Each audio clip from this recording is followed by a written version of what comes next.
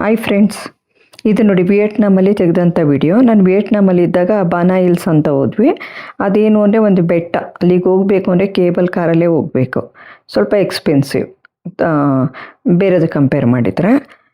ಸೀನ್ರೀಸ್ ಮಾತ್ರ ನೋಡಿ ತುಂಬ ಚೆನ್ನಾಗಿದೆ.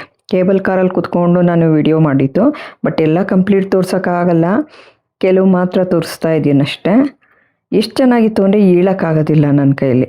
ಯಾಕೆಂದರೆ ನೀವೇನಾದರೂ ಟ್ರಾವೆಲರ್ ಆಗಿ ಹೋಗ್ತಾ ಇದ್ದರೆ, ಬೇರೆ ಬೇರೆ ದೇಶ ನೋಡ್ತಾ ಇದ್ದರೆ ವಿಯೆಟ್ನಾಮ್ನ ಯಾವತ್ತೂ ಖಂಡಿತ ಮರಿಬೇಡಿ. ಯಾಕೆಂದರೆ ಫಸ್ಟ್ ಪ್ಲೇಸ್ ಇದೆ ಅನ್ಸುತ್ತೆ. ನಾನು ಎಷ್ಟೋ ಕಂಟ್ರಿ ಹೋಗಿದ್ದೀನಿ, ಬಟ್ ನಂಗೆ ತುಂಬ ಮನಸ್ಸಿಗೆ ಹತ್ತಿರವಾಗಿದ್ದು ಅಂದರೆ ಇದು ತುಂಬಾ ಚೆನ್ನಾಗಿದೆ ಹೇಳಬೇಕು ಅಂದರೆ ವಿಯೆಟ್ನಾಮ್.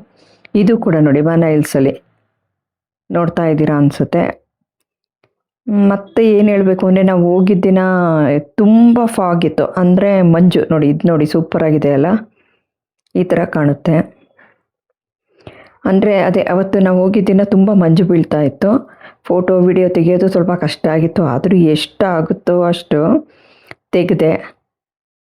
ಇಲ್ಲಿ ನೋಡಿ ನಾನು ಒಬ್ಬಳೇ. ಅದರಲ್ಲಿ ಏನು ಅಂದರೆ ಬೇಕಾದಷ್ಟು ಕೇಬಲ್ ಕಾರ್ಗಳು ಬರ್ತಾ ಇರುತ್ತೆ.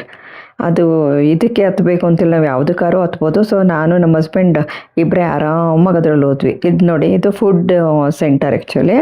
ಇಲ್ಲೂ ಅಷ್ಟೇ ಸ್ವಲ್ಪ ಕಾಸ್ಟ್ಲಿ ಇದು. ಸೊ ಎನಿವೇಸ್ ಬಂದಮೇಲೆ ತಿನ್ನಬೇಕಲ್ಲ ಅಂತ ತಿಂದಿದ್ದಾಯಿತು. ಇದು ಮೇಲ್ಗಡೆ ನೋಡಿ, ಇದು ಒಂದು ಪ್ಲೇಸ್ ಅಲ್ಲ, ತುಂಬ ಚೆನ್ನಾಗಿದೆ. ಅದೇ ಕೈ ಕಾಣಿಸುತ್ತಲ್ಲ 5 ಬೆರಳು, ಆ ಜಾಗ ಇದು. ನೋಡಿ ಇಲ್ಲಿ ಯಾವ ಥರ ಇದೆ ಮೋಡ. ಬಟ್ ತುಂಬಾ ತುಂಬಾ ಚೆನ್ನಾಗಿತ್ತು.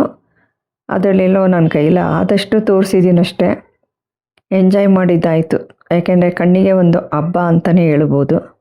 ನೋಡಿ ಯಾವ ಥರ ಕಾಣ್ತಿದೆ ಅಂತ. ಅದು ನಿಧಾನಕ್ಕೆ ತೋರ್ಸೋಕ್ಕಾಗ್ತಾ ಇಲ್ಲ. ಇಲ್ಲಿ ಇದು ವಿಡಿಯೋ ಜಾಸ್ತಿ ಮಿನಿಟ್ ಅಪ್ಲೋಡ್ ಮಾಡೋದಕ್ಕೆ ಇದು ಸೋಷಿಯಲ್ ಮೀಡ್ಯಾದಲ್ಲಿ ಬಿಡಲ್ಲ. ಸೊ ಕಟ್ ಮಾಡಬೇಕು. ಇನ್ನೂ ತುಂಬ ವಿಡಿಯೋ ಇದೆ, ಆದರೂ ತೋರಿಸ್ತಾ ಇದ್ದೀನಿ ಸ್ವಲ್ಪ ಸ್ವಲ್ಪ ನೋಡಿ ಅಂತೇಳಿ.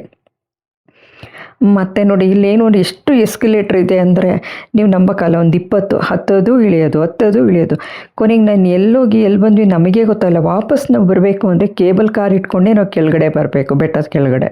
ಕೇಬಲ್ ಕಾರ್ ಎಲ್ಲಿದೆ ಅಂತ ಹುಡ್ಕೋಕ್ಕೋಸ್ಕರ ಅಷ್ಟು ವನವಾಸ. ಯಾಕೆಂದರೆ ಯಾರಿಗೂ ಗೊತ್ತಿಲ್ಲ. ಮೇಲೆ ಹೋಗಿ 2nd ಫ್ಲೋರ್ಸ್ 12th ಫ್ಲೋರ್ಸ್ ಆ ಥರ ಬರೀ ಎಸ್ಕಲೇಟ್ರಲ್ಲೇ ಮೇಲೆ ಕೆಳಗೆ. ಕೊನೆಗೆ ನಮಗೆ ಕೇಬಲ್ ಕಾರ್ ಸಿಗೋವಂಥ ಜಾಗ ಸಿಕ್ಕಿದ್ದೇ ತುಂಬ ಲೇಟಾಗಿ. ಅಂತೂ ಫೈನಲಿ ಹೋಗಿ ಕಂಡಿಡ್ಕೊಂಡು ನೋಡಿ ಬಂದದಾಯಿತು.